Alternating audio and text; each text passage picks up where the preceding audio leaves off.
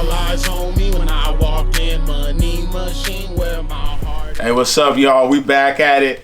2021 version. Tapping in with Hefe. And who better than my first guest? One of my motherfucking dogs from way back 10 plus years ago. I met this nigga through my little cousin, and bruh has always showed me love, respect.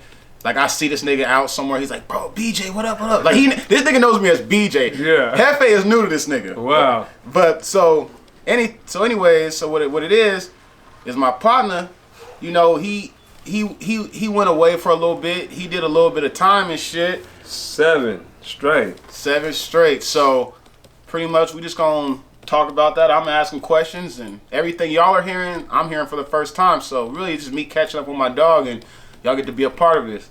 So, just real briefly, when did you?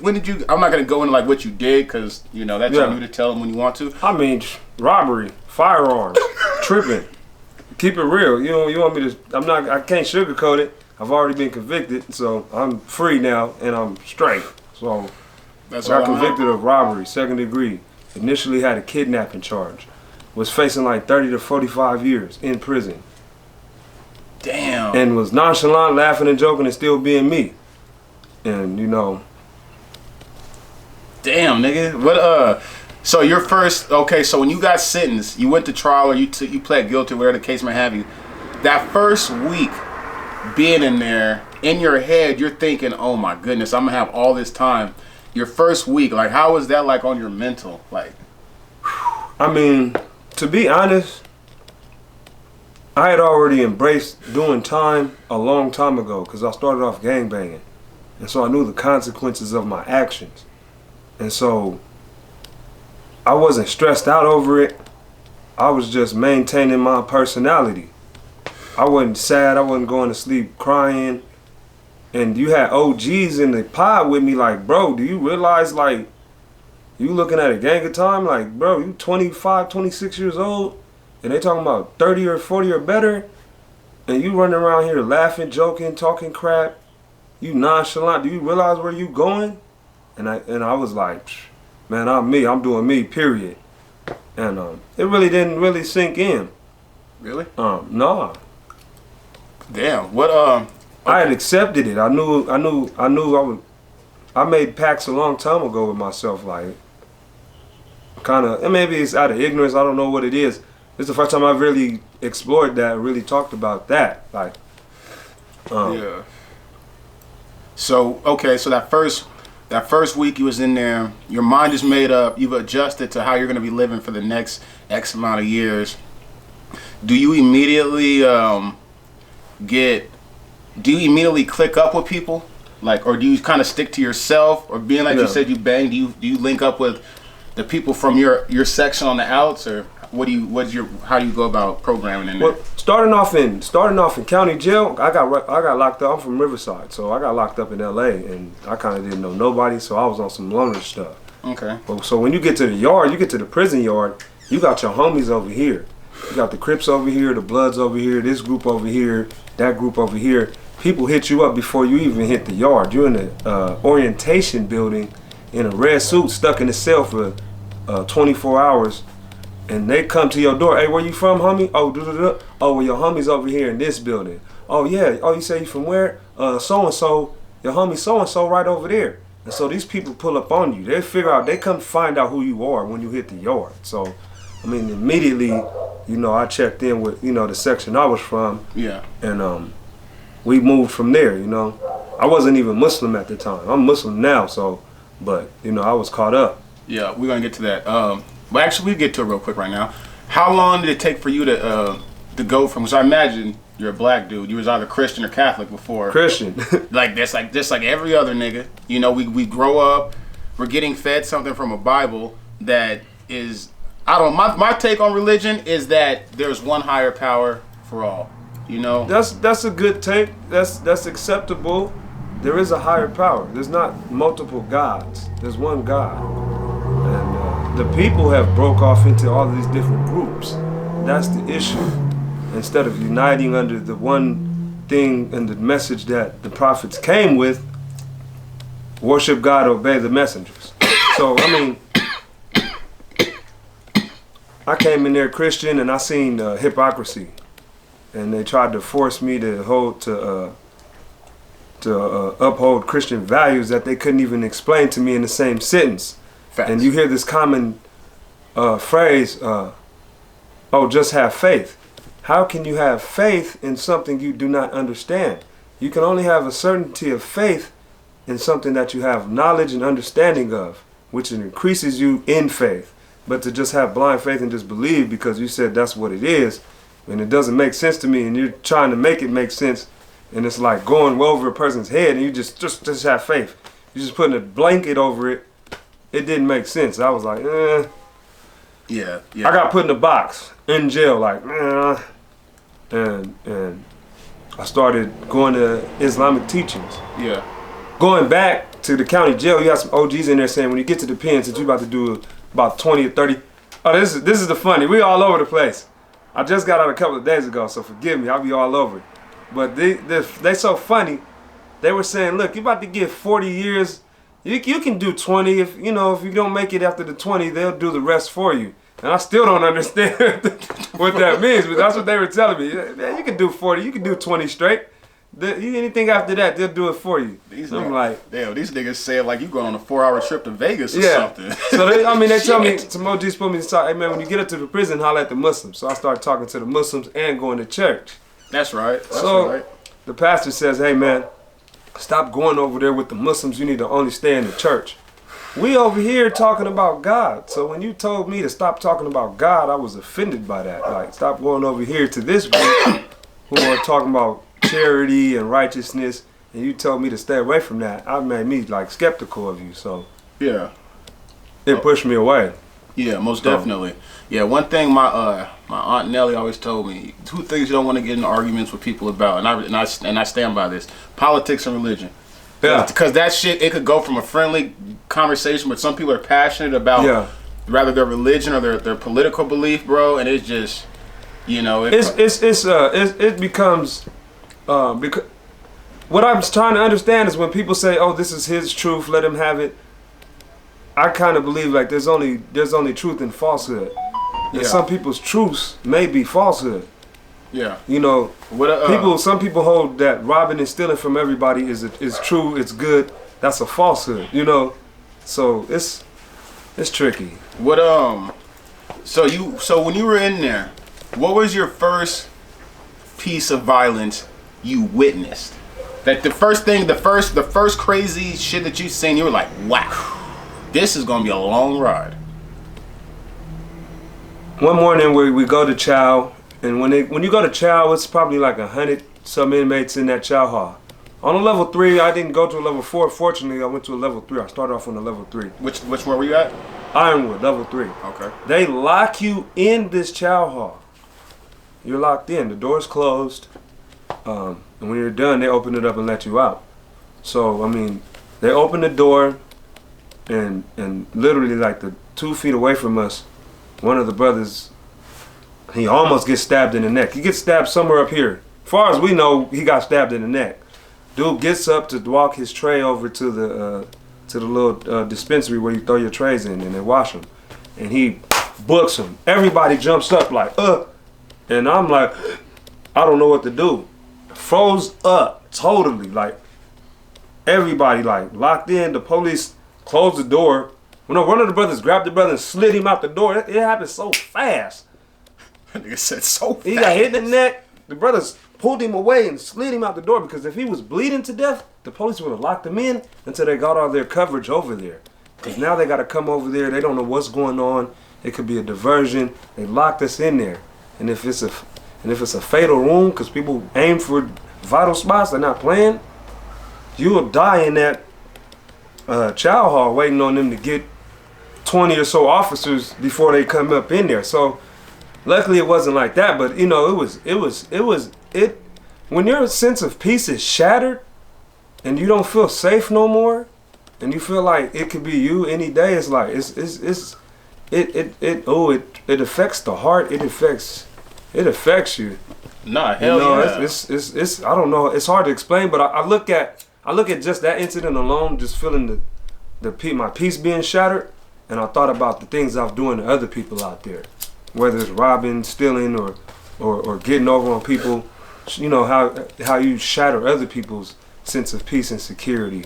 And, you know, it gives you a little bit of closure, insight. Oh, you know, it makes you think about the things that you do. It affects other people around you, even though you may not think it does. It does. That had me feeling like I didn't want to go eat no more. I wanted to stay in the cell. Am I next? What did I do? Did somebody got me on their list? You know, it makes you really check yourself. Like, make sure you're not. You have to carry yourself in a certain manner. You have to do certain things in prison to keep you out the way. You know. Most definitely. Yeah. Stay out of drugs. Stay out of gambling. Stay out of lying. Don't try to be the toughest dude on the yard, because somebody will pull your card. No matter how big, how tough you are. Yeah, somebody will call you on that. Oh yeah, you with this, you with that, cool. But I mean I was 2 feet away from it. Like literally, I was like, what throat down here, like. Damn. What was the situation? Have you been in a situation where it was like someone gave you something, and you was like, and it was like, damn. Like, this shit's crazy. Like, someone like gave you like some like work to hold, or someone gave you like some metal to sharpen, or like something like that. Let's hear something. And this is we just talked about somebody getting booked in the neck. This is one of the situations where it could go bad for you. I was given a piece of metal and told, here, you need to go. We need to be strapped up here. You need to make sure you have this on you at all times. And I don't know how I got talked into it, but now I'm under my bunk. He goes, you got to go. So you don't want to see scratch marks on the floor. So you're under the bunk. And you're worried about the police walking up on you. And you're looking out the window. And trying to fashion something like this. Little piece of, nice thick piece of metal into a knife. Man, I was scared. Because next thing you know, they're going to say, hey man, you got that on you? And if you say, no, I lost it, or the police took it from me, or I don't know where it's at, or anything other than here, you could get booked. Something could happen to you. So, and it's like, man, I had signed up for it before I even realized what I was doing. Damn. That's crazy. You ever, That was scary. That was scary. What about any riots? Were you in any riots? The funny thing, I missed the riots. Really? Race riots popped off right before I got there, and there was one that popped off after I left. And so, damn, you got lucky. This is what happened before I got there. It was another gentleman. I'm not gonna say his race. Doesn't matter. It was an individual. He wanted to get off the yard. He ran up. Oh, he wanted to roll it up? Yeah, he ran up a drug debt.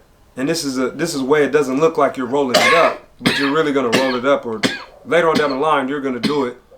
You go fire on a random dude. So dude fires on a black, race riot pops off. They apologize after the fact. Hey, we sorry about that. It is what it is, though. You know. Oh, so he did that. He wanted to get off the yard without actually rolling it up. He thought he was slick. Well, you're gonna go to the hole, and then in the hole you're gonna say, "Hey, I don't want to program. I can't program." But everyone's not gonna be on the yard to see this dude walk to the program office. They're gonna watch him walk to the program office. They don't know what he's gonna say in there. Yeah. They don't know what he's when they take him over in that van to the hole or the shoe or the other little housing unit where they separate you, and you in that cage, and you go to that ICC meeting. The captain and the warden and the IGI come up in there, squad come up in there, and they start questioning. That's when dudes probably get in there and give up all the information. And you never see this individual again. But he got up off that yard because he was probably about to get booked for something. And all he did was just set off a riot. Let me go fire on this black over here. And that's exactly what happened. Damn, nigga. What, so you ever, you ever see any like COs getting over on inmates, like just whooping an inmate or anything like that? And you ever got your ass beat by a CO, or you see that type of shit? I carried myself in a way that I respect myself.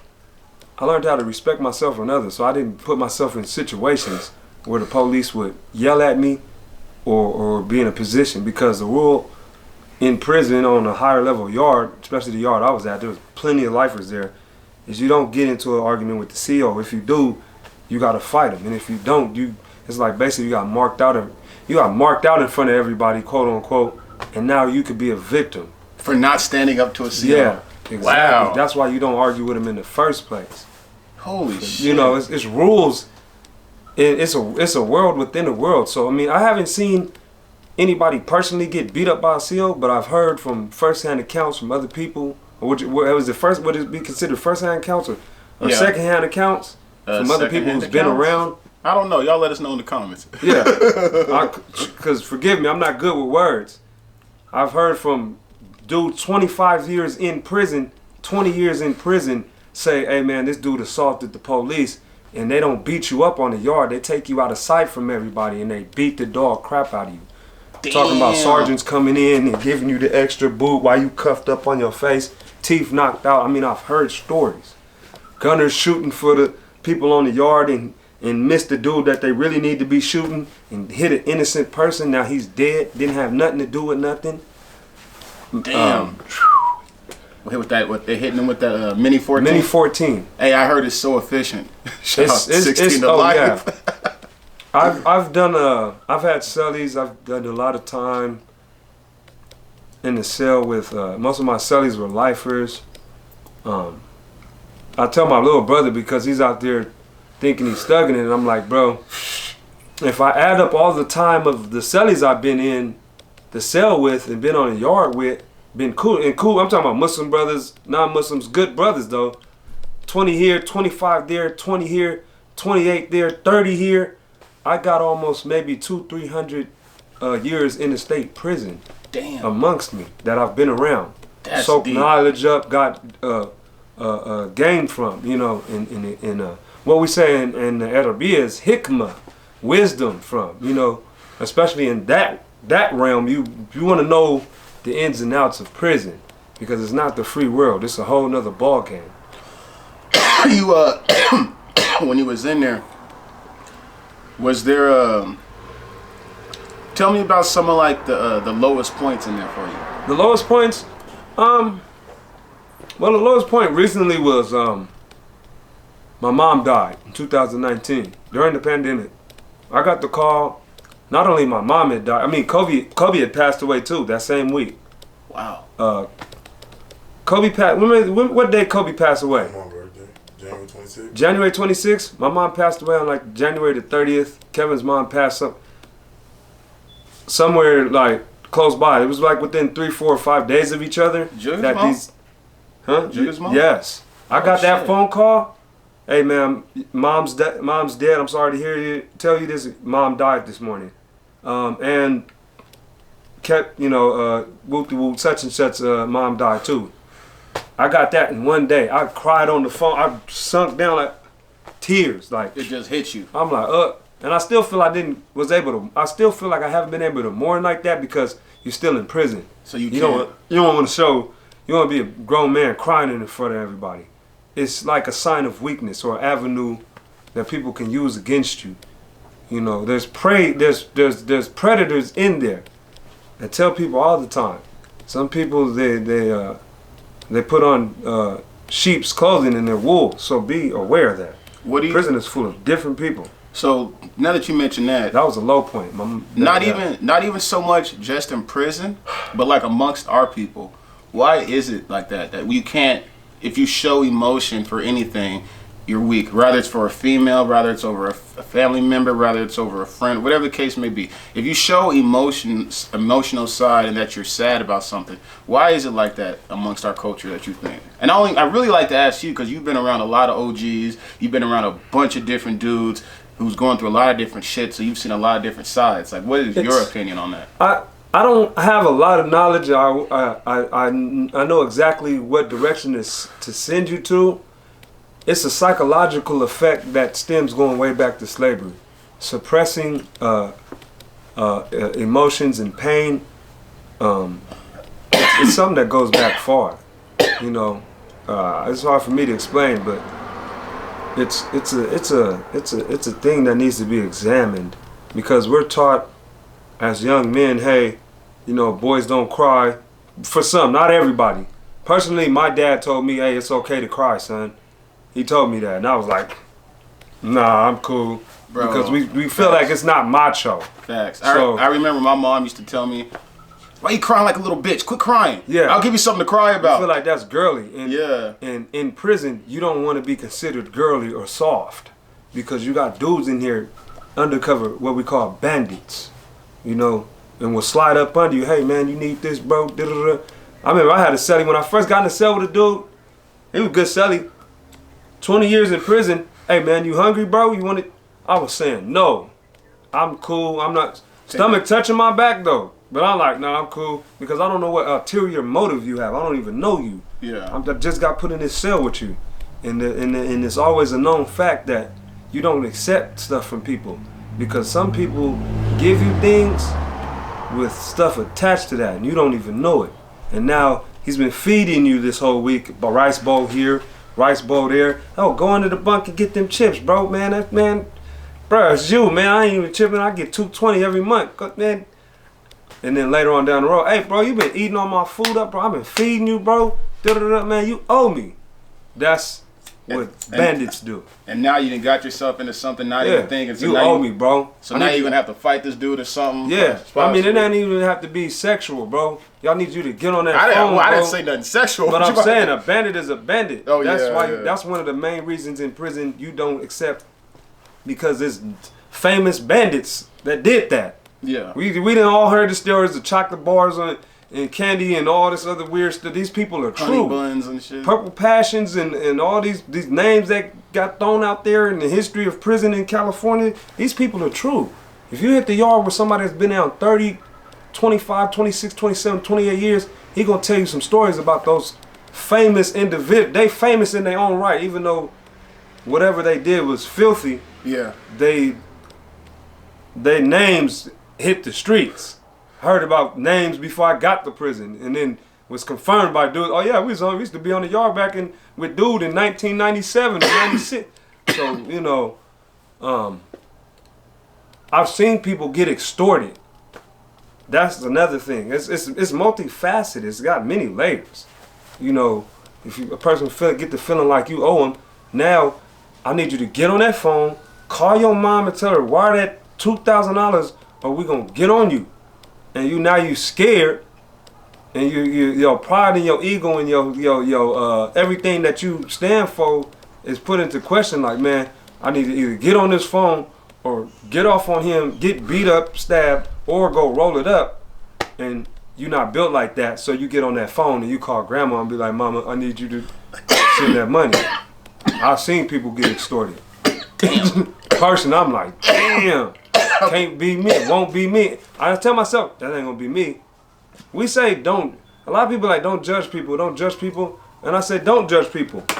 Judging a person to me is saying, hey, that person's going to the fire. That's judging a person. That's God's judgment. Or that person is going to heaven. That's God's judgment. But watching and paying attention to the people around you is not judging. Watch people, because you'll learn what to do and what not to do.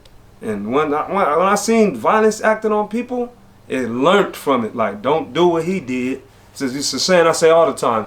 Don't be that guy. Not gonna be him.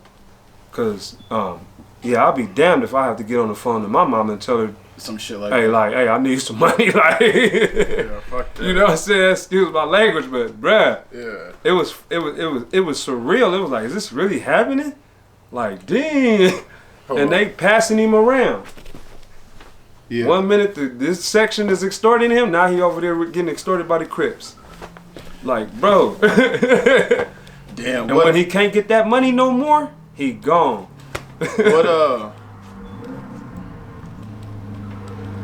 What is tell me, what was a high moment in there? What was a moment in there that what's something you would do for fun that you could do that would kill time? Even though you're in prison, it sucks. Yeah. But what is something in there that really occupied your time? Was it reading? Was it socializing with the guys? Was it writing, drawing, writing music, fucking biting your fingernails? You know, sleep. Yeah, I had sleep. Sally's got mad at me because I did all my time. I did majority of my time sleep. I ain't gonna lie. Yeah.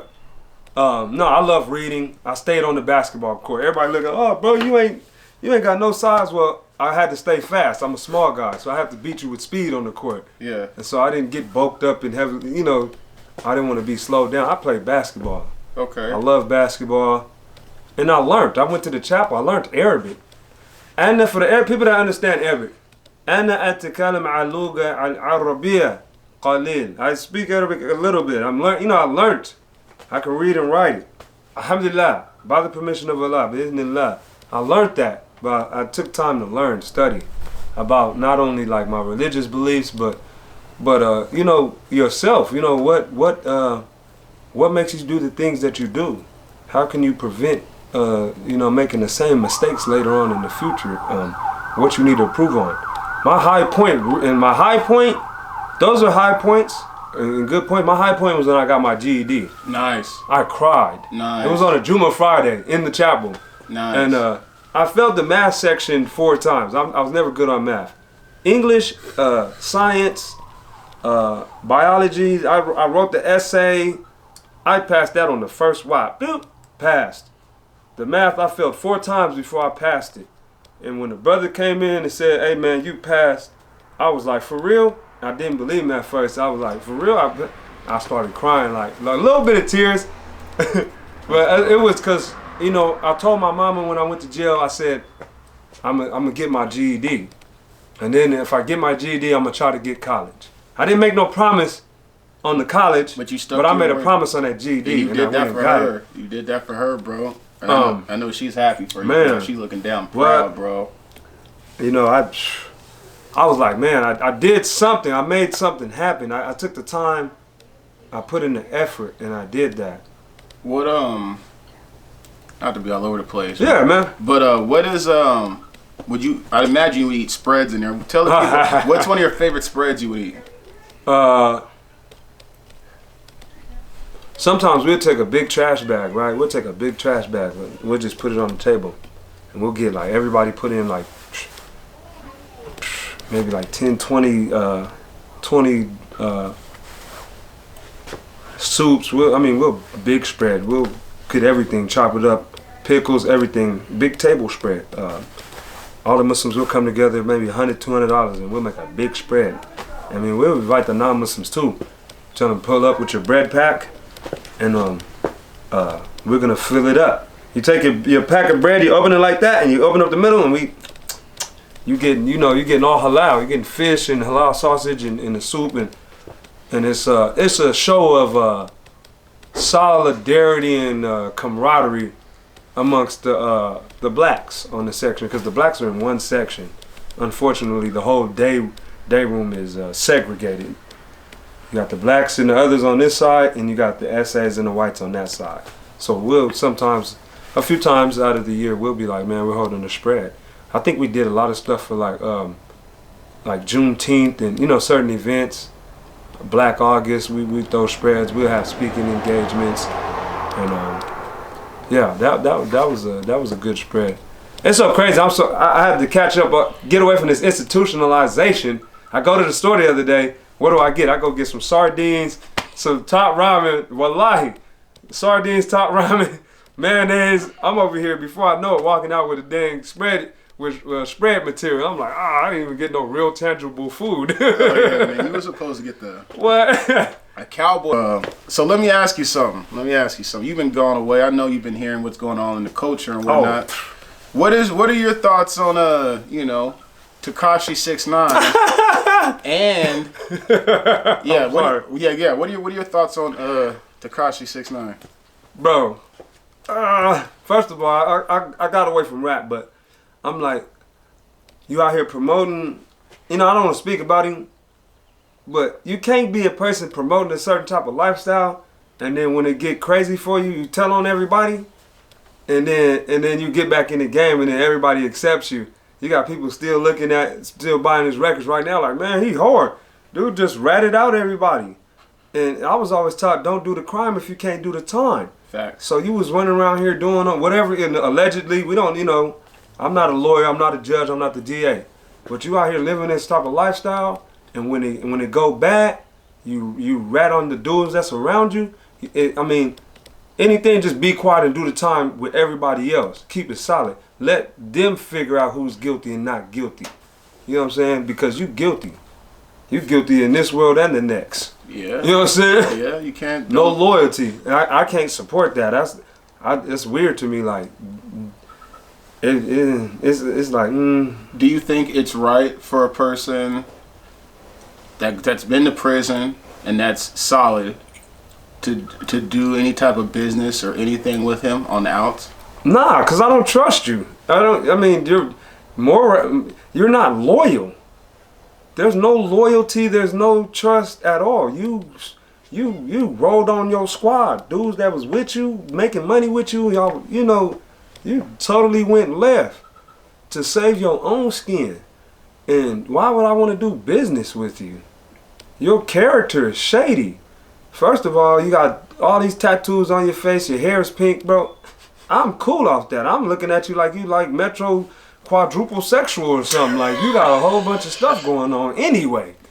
You got rainbow color hair. I don't want to do business with you. I'm trying to do business with Bill Gates. Thanks. Or somebody that looks like him. Shit, Martha. You know what I'm saying?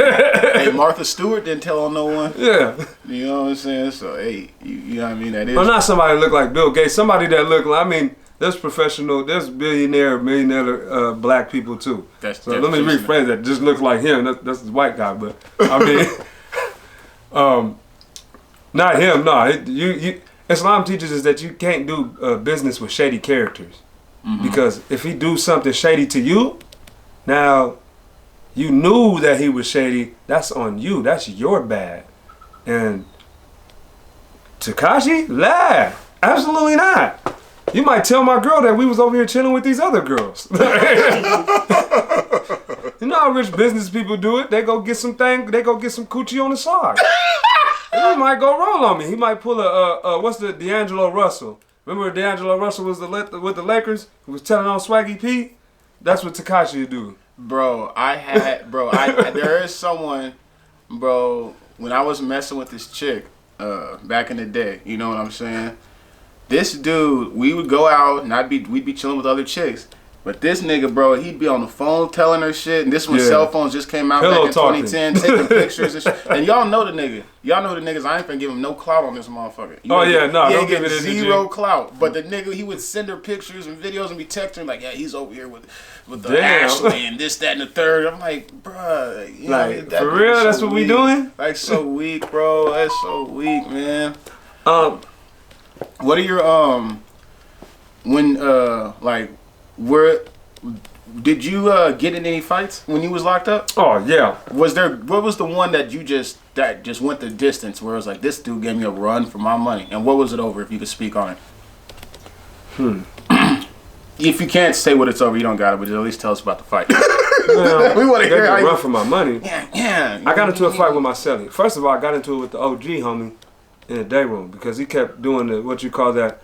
Let me see if I can explain it. The carrot and the stick. He kept telling me like, hey bro, you keep doing this and that. We're gonna go out to the yard and we're gonna holler at the homies, and like bro, like you keep telling me that, bro, like I get down with you right here. Like I'm questioning, like I'm on it. This the homie who got he got the card. And so I'm checking him while he trying to keep playing with me, like, bro, you run around here joking and laughing with everybody. You need to be serious, trying to tell me how to program.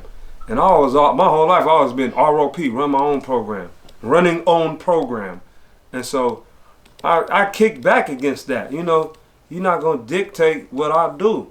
And so, you know, I wasn't doing nothing gang goof. I just clown, I joke. Everybody know me, I clown and joke. And I was me in prison. And I didn't get in trouble with nobody, but I guess he didn't like that. Whatever he seen something I didn't see, I guess.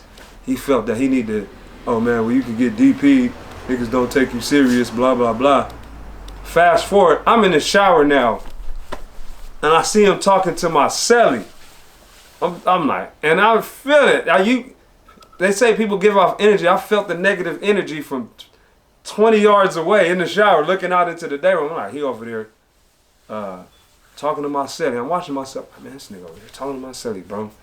And I'm like, man, I'm about to get into a fight when I get back in the cell. This is what I'm saying to myself in the cell. Man, I'm about to get into a fight with my celly.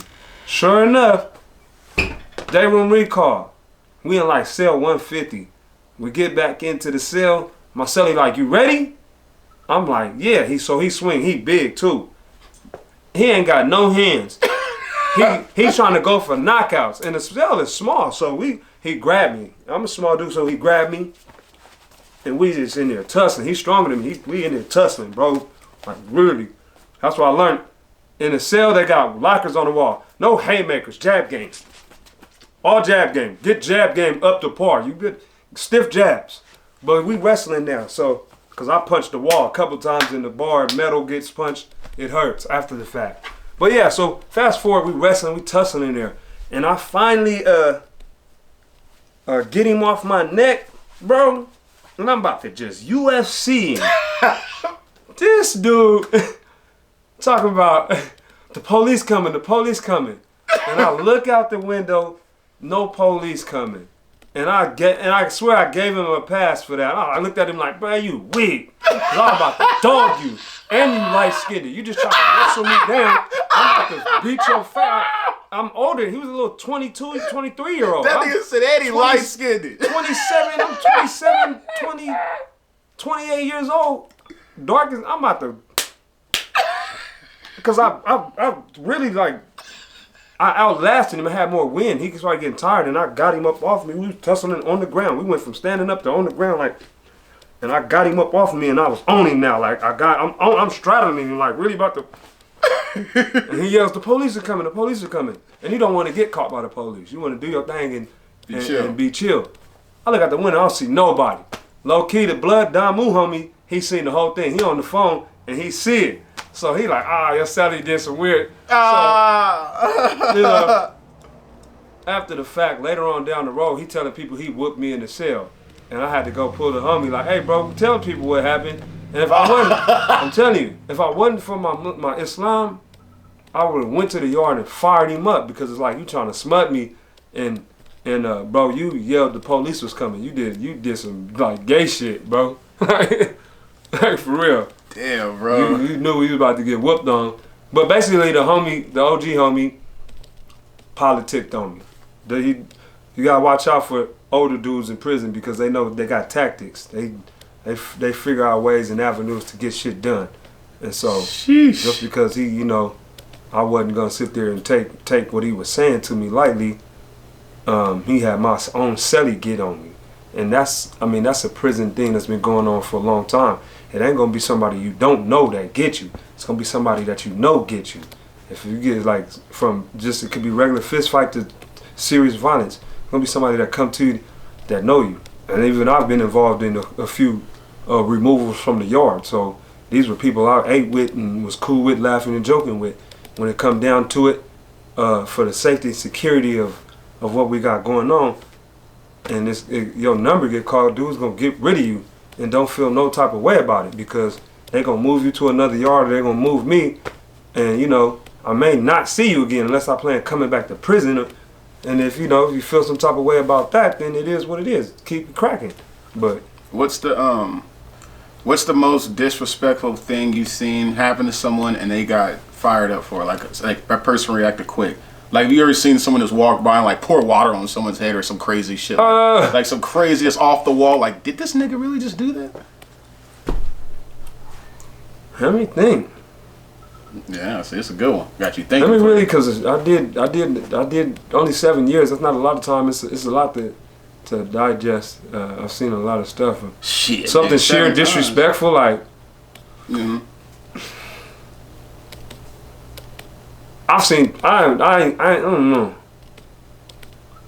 I've seen people grab people's ass like you grab a woman by the ass and you grab coochie. I've seen dude play with his homie like he got a vagina back there or something. Did he oh react? My God, that's disrespectful. No, he jumped out there, man, stop playing. I'm like, stop playing, bro. You supposed to fire him up. You supposed to.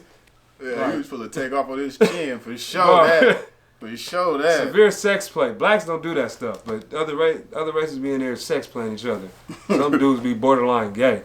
And my saying was like, man, if these dudes' girlfriends or wives in there was able to see what they was doing in there, they'd leave there. Like, bro, that is like, well, you can't play like that. That's like homo. What's something, like, you ever seen something like super funny in there? Like a motherfucker. When they put the condoms in jail. Oh, when they put the condoms in jail. That was funny. It was insulting. It was disrespectful. I'm on a level 3 yard. We playing basketball in the gym. and I see some green stuff on the wall. I'm like, what's that? I'm nearsighted too, so I ain't got my glasses on when I play. So I'm like, what the fuck is that? And I walk up like, condoms? I'm like, bro, they put condoms? I'm like, what is they doing, huh? Why is this? I'm like, and the dude's like, man, you gonna be surprised. That thing gonna be empty by the time this week over. I'm like, oh. And we know it doesn't necessarily have to be any weird thing going on, because, you know, you can put your contraband in it, but, you know, it's just like a balloon. But, man, some people probably really was using it. And, damn. Bro, it was funny, but it was gross and sick and weird at the same time. Like, we on a men's facility, ain't no women here. Why is these condoms here? It kind of I felt fronted off. Like, why would the police be allowed to even do that? But I guess all these laws that changed and went into effect, and, you know, it has to be something that's offered. You know, like, and it's like, oh man, this is, you know, prison's gotten weird, bro. It's only gonna get weirder. Even the streets are getting weird. So I heard that my OG partner Chill and my pops, they was telling me that like the yards, like they're integrating the yards or something, like PCs and shit like that or something like that. Level 2, level 1 yards are being integrated. Or I mean, they're already integrated, and you either program or you don't program. If you don't want to program, you take off. And so, I mean, I've been witness to it. I'm not ashamed of it, bro. I programmed. Live camera. I know you guys like, I'm a Muslim. I'm not with the gang lifestyle. I can go to whatever prison they send me to. They send me to the moon, I'm going to be Muslim. I don't care about S and Y, who snitched on who, why did he roll it up. I'm only worried about self. Swear to you, I'm the hardest. Y'all ain't about action, y'all just barking. Don't trust these thieves, slide with a beam and Neiman Marcus. Fucking make a crime scene, your head is a target. Most of y'all niggas ain't even in my margin. 2020, let's see who can string the hardest. Panasonic vision on the goals, I gotta charge it. Told the bitch you want my wisdom, I'm gonna charge it. I rock supreme in things, I'm an artist. Got shit you can't purchase.